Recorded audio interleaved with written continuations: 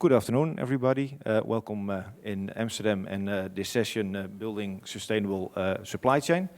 We have a lovely panel with some professionals here, and I'm Richard Engelkes. I'm working with Enterprise Ireland, and please, Jason, can you tell the audience who you are and what you're doing? Yeah, absolutely. So Jason King, I'm the Director for Data Centers for Rovisys Building Technologies. We're a controls and automation company, so BMS, EPMS type systems. I'm responsible for overseeing new growth in sales as well as coordinating our existing execution efforts. Good afternoon, everyone. My name is Johnny McFadden. I'm the Group Head of Procurement for Mercury Engineering and working very closely, obviously, with our Sustainability Director. So yeah, look forward to the talk today. Hi there, I'm Joanne Garbutt. I'm the Sustainability Director. And for those of you who don't know Mercury, we build data centers, pretty much. Yeah, thank you very much. Sustainable supply chain is already mentioned this morning in the main session. Okay, how do we work with this, and what are the challenges that we face? So, if we look at the sustainable supply chain, why should we be focusing on the sustainability of methods and approaches used by subcontractors and suppliers? Joanne? I think one of the things we can agree on is that ESG has become a very big focal point in the data center industry. And that does mean for us that it impacts what we need to do. So as a company, we have committed to being a responsible global citizen. We have put in place a sustainability strategy, framework, KPIs, and sustainable targets. But it's also true that our supply chain and our supply chain partners have a big impact on us. Just as an example, over 90% of our total carbon footprint comes from the purchased goods and services. So we can't ignore them. They're part of the journey, and we absolutely need them to be a part of this journey with us. And as such, we need to engage with them. Now, when you do have a supply chain that's built on a sustainable platform, what that opens up for you is a lot of partnership opportunities. Because the clients are increasingly asking more questions, we need to be responsive. Legislation is changing all the time, which again puts further pressure on us. And at the end of the day, any company involved with a project that isn't in this space, that isn't doing ESG credibly, will definitely find themselves at risk of reputational damage. So those would be some reasons we need to care. Yeah, absolutely true, absolutely true. Johnny, if you look at, say, supply chains in data construction, they tend to range from, say, very small, often family-owned suppliers or subcontractors to large publicly listed companies. And how does this range impact your efforts to define sustainable performance standards? Good question. Obviously, from my perspective, it has to be scalable. The specifics and the metrics have to be fair. And it has to be dynamic. You know what I mean? You have to work with the smaller companies, explain it to them, work with them. Telling them what you're doing. Like we're at the start of this journey, so for all of us to be inclusive. That the same levels of expectation is not going to be on that smaller company, but there are things that they can do, and it's the broadness of sustainability. To Joanne's point, it's huge, right? The whole bandwidth of sustainability, and then from a supply chain perspective, which is for me interfacing with vendors and subcontractors. What we tried to do is reach out to them. We've done a survey last year where we just genuinely asked them. We said, listen, we're starting this journey, and where are you on this journey? And the answers were quite surprising. A lot of people just hadn't started, and a lot of the bigger companies here would have, and especially the ones that are North American centric. But the reality for me is we're at the beginning. Make it inclusive, make it scalable. The metrics have to be, as I said, be policy. From an EU perspective, like there's a lot of things going on. ISO 2400.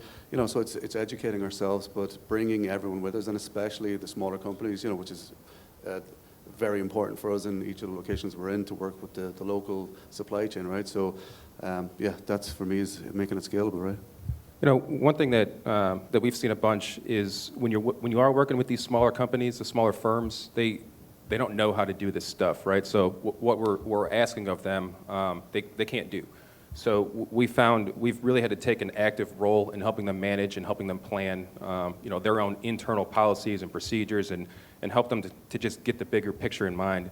But it's worth it at the end of the day. 100%, yeah. No, and for us, like, we'll probably touch on it a little bit in a while, but for us, it's very hard not to be biased about when you're doing assessments yourself, right? So for us, the sustainability, we're going linking up with EcoVadis to have that third-party element, right? So that, to your point, it is scalable, it is relevant to them based on their company, based on what they produce. It's not based on what Mercury does. Like, we have our own rating, they have theirs, and that for me is very important. That again, when I look at it, I know it's fair.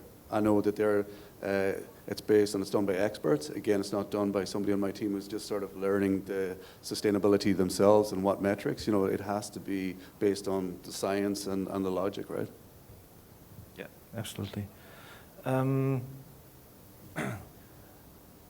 You mentioned the metrics around this, and also in the discussion this morning, it was around metrics and also RFP driven from, say, the clients of the larger co-locations, or basically these, not even hyperscales. How does that then work for you? Because you said, okay, we have now metrics for ourselves, but what is now the driver? Is that then driven by your clients and their clients, or is it also that you drive yourself, looking at, say, how sustainable are you? Is it the need or from the heart? I'll start. So it's definitely both. It's really easy when your customers are telling you what they, not only what they want, but what they require in a project to do. Because if you can't meet those demands, those goals that they have, you're not gonna win your projects. You're not gonna succeed as a business. But that only takes you so far, because we do have other customers that don't have that drive right now, and they're more in it for the business side of things, and that's where your own individual ethics need to come into play, right? So if you're going to have those conversations with your vendors and subcontractors anyways on your customers' behalf, there's no reason not to have that same conversation for customers that aren't requiring it. So really just when you have those conversations, those meetings and discussions with your vendors, your subcontractors, your partners, letting them know where the industry is going, whether or not you need it contractually is the right thing to do. It's what needs to happen. Yeah, and I think there's a whole element here of if you actually focus on the sustain, when companies, and especially the smaller companies, when they start to focus on sustainability and they see the benefits, like there is not this perceived burden of cost. When you actually start looking at it, you become more efficient, you think differently, and it's the same for our clients. So the benefits are for everyone, and I mean, the reality is what we're talking about today is for all of us, right? And there's no point us coming in here talking about sustainability and then at the weekend you're throwing your recycling in with the general waste. It's down to that basic level. Like, we got to live it, and I think that's why we're all here today, and drive it, right? I think that point is not understated, which is like a lot of changes in society, the initial jump off the cliff is difficult, it's hard, it's expensive. But as you continue doing it, as we all continue doing it, it gets cheaper and it gets better. You get to a point where, in the not too distant future, it's going to cost more money to not be sustainable, which is kind of wild to think about, but it's definitely what's going to happen. Yeah, absolutely. Do investments in sustainability solutions have benefits to supply chain companies? Yeah. It does.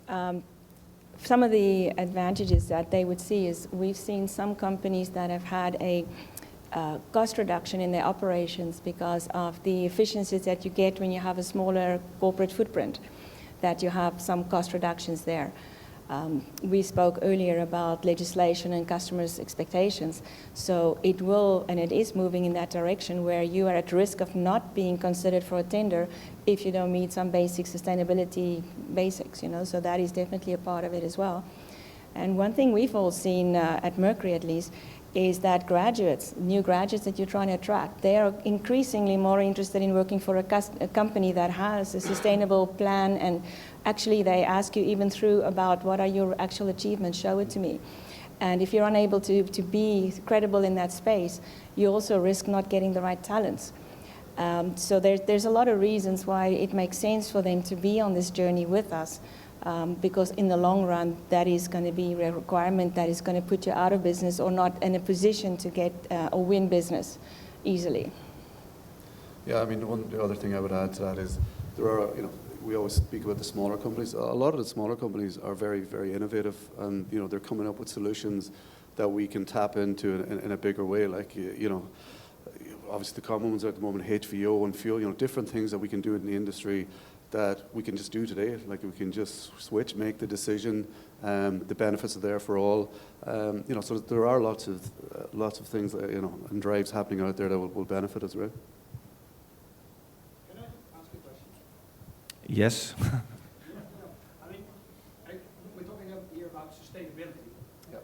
Can you maybe say a little bit more what kind of sustainability factors you're building into your procurement processes?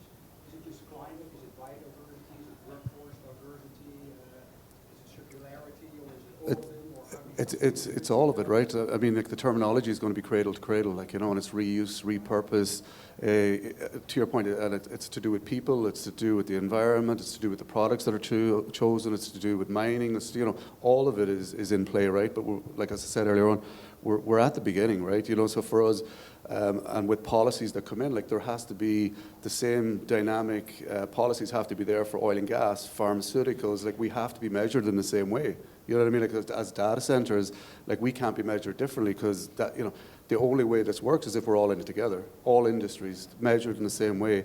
And so for me, it's every element. Like you can't exclude any of the, and that's why, from Joanne's perspective, the sustainability piece is huge. And then a big part of that is, for me, is just the procurement. And I'm the interface with our vendors and subcontractors. And that's important to me, how we communicate that to them. Like I don't want to just drop an email on them and tell them this is what we're doing, get on board.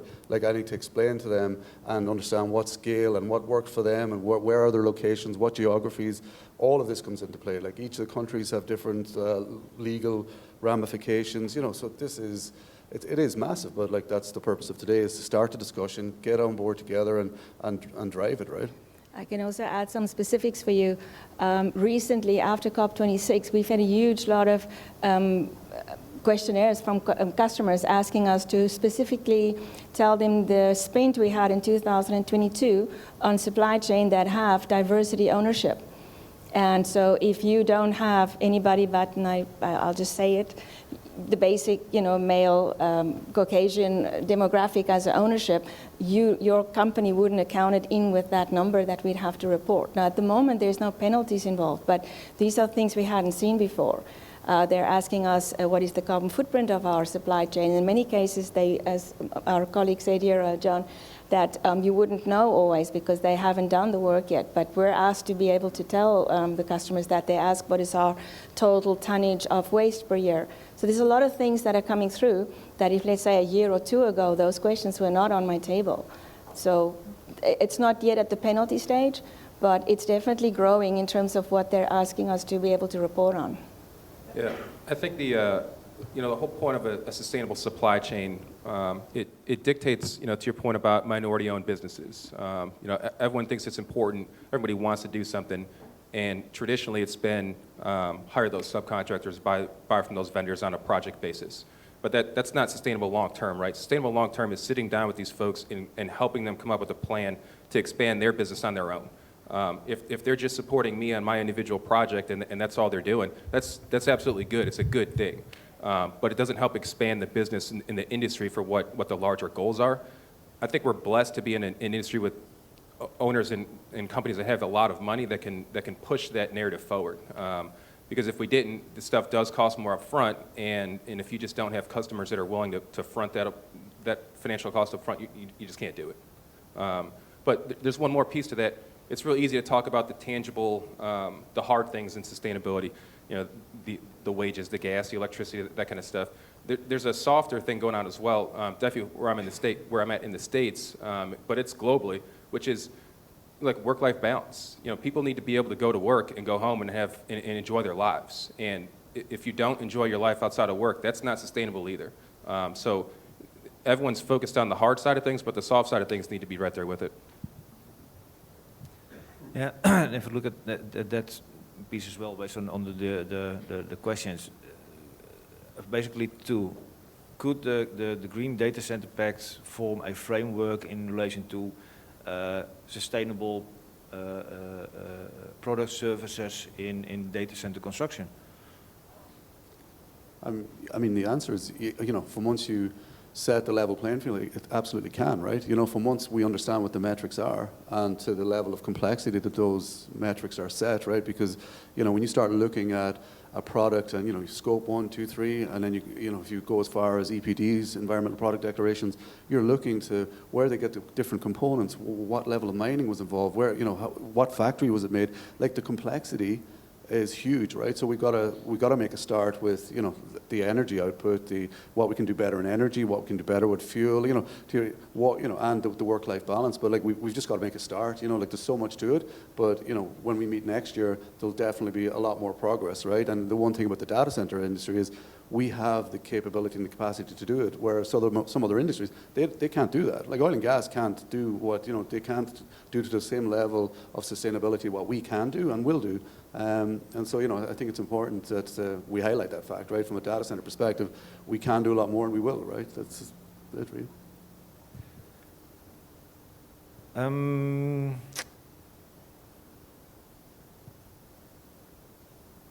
At this moment, we have a lot of disruptors. We had Brexit, we have COVID, and now the horrible war in Ukraine impact supply chain heavily. Can you tell us more what we can learn from these disruptors in relation to managing sustainable supply chain? Yeah, so a sustainable supply chain is a diverse supply chain as well. If you have a partner where you buy all your widgets from, and there's a problem with that one partner, and that's the only place you get that widget from, your business is in a world of hurt. So having diverse supply chains helps mitigate those risks. It helps to manage your business as well. So you know, when you are talking about these global issues, nobody knows what these are ahead of time. You know, if we knew it was going to happen, we'd prevent it from happening in the first place, right? So being able to react and stay nimble on your feet, you have to have processes in place, and you have to have partners in place, multiple partners in place, to be able to help your business go where it needs to go. Yeah, I mean, I would add that obviously there was, you know, a big dependency on the Ukraine, you know, a lot more than what we expected in relation to the Ukraine and Russia with regards to steel and nickel and the impacts from that. You know, but again, there's the sort of human element to it.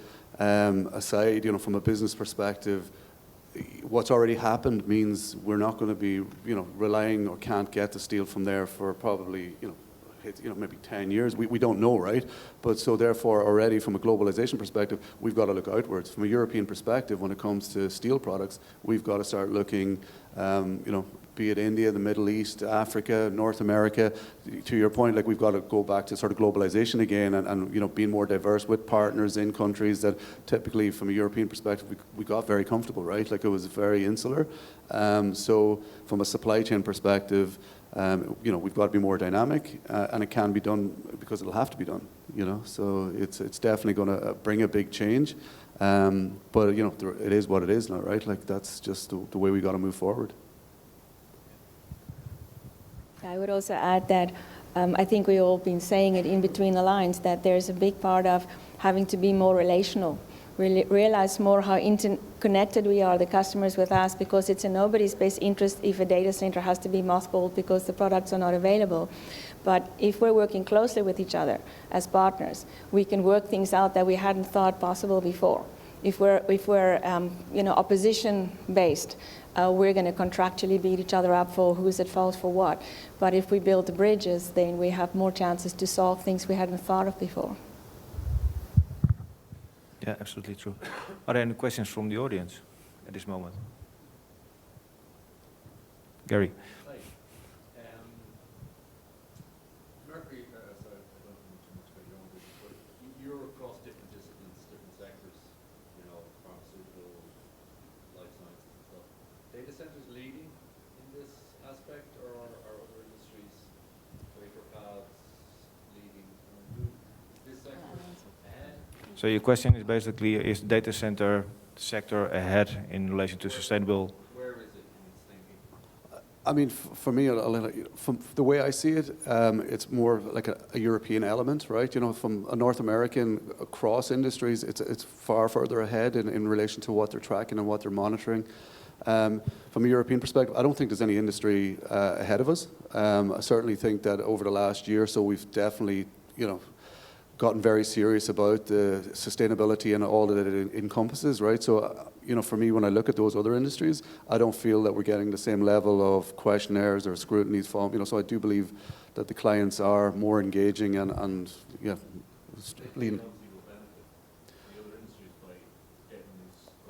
Well, They do ask, and it's again back to I think North American companies there's something happening there which makes so we won't name our typical, fiber guys, who they are, so they are asking the same questions. So just on Monday, there was a big law firm that we're doing facilities management for that asked some really key questions. So I think it's spreading. It started maybe possibly in the data center with more questions coming from there, but it is spreading across. Yeah, so I focus on data centers, but Rovisys, we work in a whole host of industries, and there's no doubt about it. Data centers are pushing the envelope. One thing I can say, it's refreshing to me.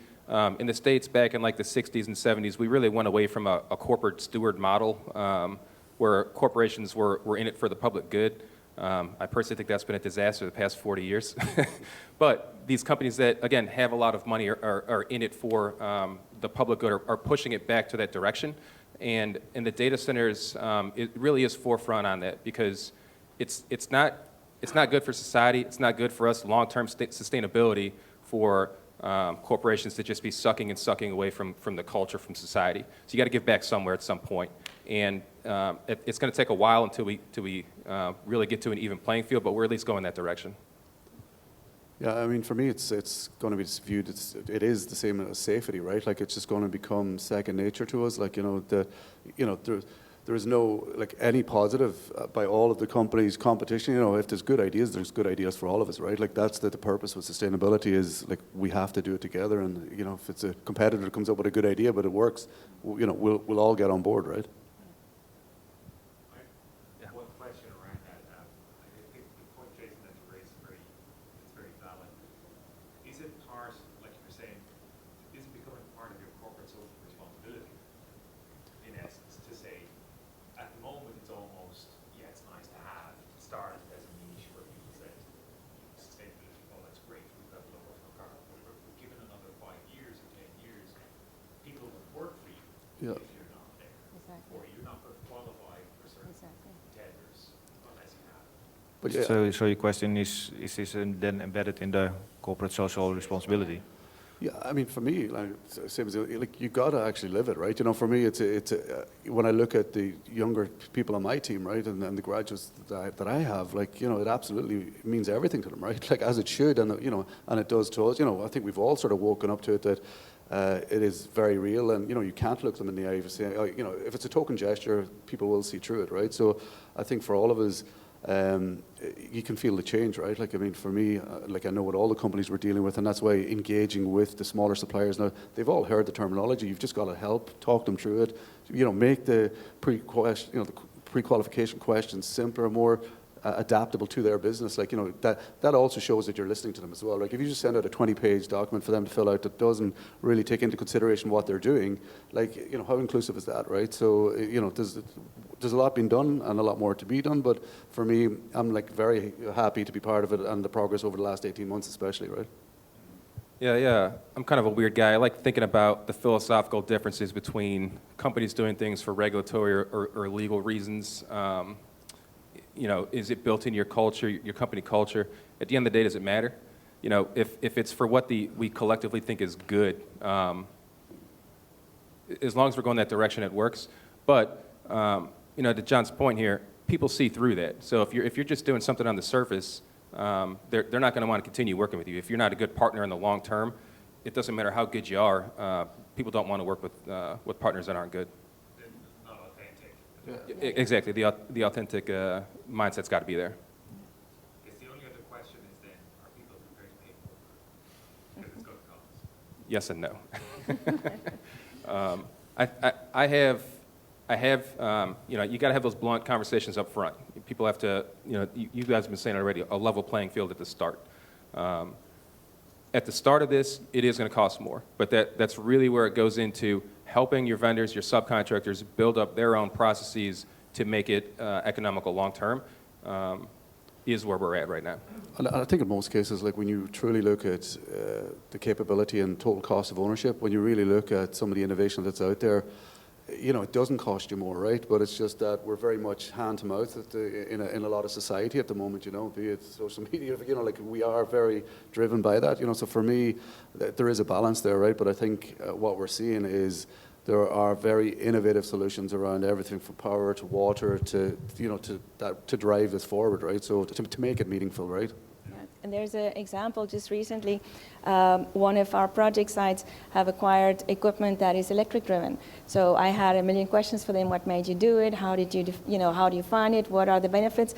And one of the key things the guy said right up front is like, I don't have to buy diesel, look at the price of diesel. So it may be so fast, you know, it's something that's unfortunate that Putin's doing over there, but it is forcing or it's causing a project to make a cost decision in the right direction. So sometimes that happens too. Would it be also then helping the data center image in multiple countries? If you especially look in the Netherlands, data center is almost a dirty word, also from that sustainability perspective. Would it then be a positive marketing tool that data center owners can also use, saying, yes, we're building sustainable, also following the Green Data Center Pact? What's your thought? I mean, for me, absolutely. Like, I think that there are a lot of good news stories to come. You know, that I suppose from a PR perspective, it has been, you know, and for good reason, right? It has been negative. But like, I think the point is between solar and wind, like we can do a lot more to support that, and that it will actually make it, you know, benefit. And even to a certain point, you know, so some of the data centers can actually put back into the grid, you know, when they're not being used, and, you know, power distribution and nighttime use. You know what I mean? Like, there are so many different positive solutions here that we can deploy. It's just a matter of everyone getting together and you know, it is starting to happen, right? So I think that, you know, over the next 2 to 3 years, it will change. Certainly the, you know, the reputation around data centers, you know, will start to improve, right? Because of all of these things that are happening right now, you know? Yeah, I guess it's an important one. Looking at the time, does anybody have a question? No. Well, sorry, Gary. You were talking a lot about your sub-supply down pressure. Obviously, the three big hyperscalers all have net zero, net neutral claims by 2025, 2030. Are they not leaning heavy on you? So basically what you're saying are hyperscales Well, they're net leaning? net negative by 2035, so you haven't mentioned the upward pressure at all. Well, they did. NDA or something. No, they are. Can I make the question wider? Is there then also a difference between co-location and hyperscale in that perspective? There is. So the hyperscalers are the hardest on us. And they're just not stuck in a carbon management piece. They are starting to tell us, for example, that part of this contract is you have to prove to us that you have diverted 51% from landfill. They are making it part of the job to pre-calculate the embodied carbon of the design structure and then to validate what the built embodied carbon is of the structure. That's the stuff that the other data center owners are not yet asking us to do. But we're definitely in a much different space pressure-wise under them. And they are, like I said, they've passed the point of carbon compensations. That's for them like a given. They're already on phase 2. Yeah, I mean, and from our perspective, like to try and get in line with, to get ahead of this, like that's what drove, you know, for us drove the EcoVadis decision, right? To have this third party that we are going to go and answer all these questions, all the stuff that the clients are asking for us, that we don't have to repeatedly do that, like that it's on a common platform, that is non-biased, that, you know, the clients, a lot of our clients are actually on as well, you know, so it develops that platform that we're talking about, the level playing field, and working together. But, you know, it's a body of work, right? And then to your point, like from once we're on there and they're on there, we can see each other's scores, like we know it's third party, so it's an unbiased look at each other, and you can see where there's improvements to be made. And let's say, you know, we all know we have to improve, but this is giving, you know, from specialists telling you where and how you can do that, right? And we all need that guidance, right? So. Yeah, the upward pressure, I think it's a great point because, you know, to your point about, you know, these large companies buying or buying credits, right? what that does in effect is it gives the pressure on the power suppliers and distribution companies to try to figure out the market. Right? They get all these credits coming in. They know they need to build all this renewable power and get it somewhere else. But there's not a direct correlation between what the actual data center customer or owner is actually looking for. So and because of that, it's more inefficient. It's going to be better when we get, and you know, the colos, there's some large colo companies, but they don't have that kind of money to fund actual sustainable power plants, right? That's when you're really talking about making some change here, which is when you get these very large companies funding direct, sustainable, large utility scale projects. You know, we've seen some of that, but not nearly enough. And honestly, I think once that really does start kicking into gear, we'll start seeing a lot more good decisions being made on the generation side. Thank you very much. Can I have a good applause for Jason, Joanne, and Johnny? Thank you very much.